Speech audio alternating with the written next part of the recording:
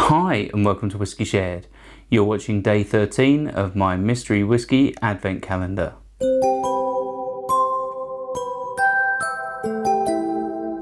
I'm Toby and you're watching Whiskey Shared.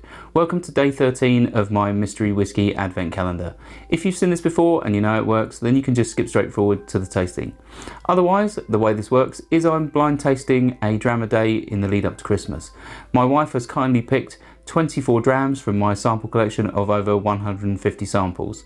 She'll pour one a day into this blue Glencairn glass and I'll nose it, I'll taste it, I'll tell you if I like it, and I'll have a stab at what I think I'm drinking. Shall we find out what's in my glass? On to the whiskey. So if you'd like to play along with me and find out what's in my glass when I do, then just keep watching. Otherwise, take a look in the description now for a sneak peek. Let's start with the nose. Right, so this one is quite strong with linseed oil, that sort of window putty, oats, maybe a hint of rye.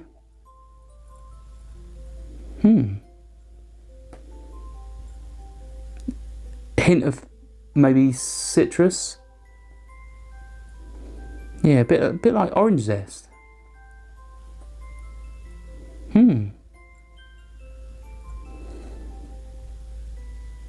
There's possibly some other fruits in there, but it's really difficult to tell. Maybe green apple.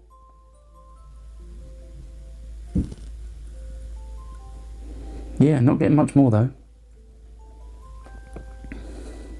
Let's move on to the palate.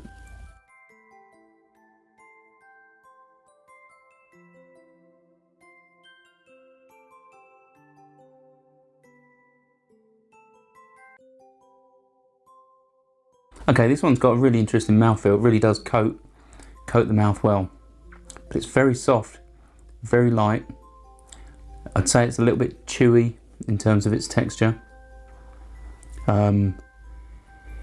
It reminds me a bit of like an alcoholic porridge in terms of the flavours and the consistency. It really is interesting, but I don't think this is very high ABV. There's nothing stand out at the moment. Let's have another sip.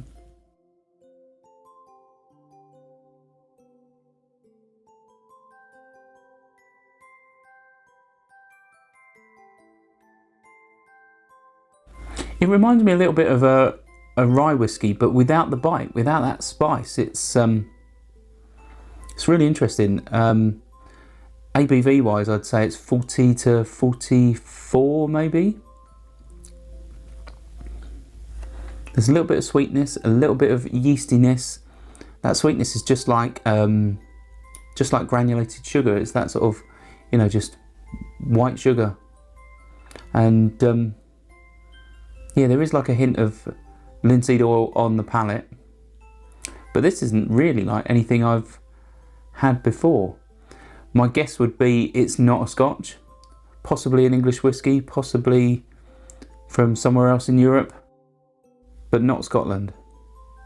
Let's have one more sip.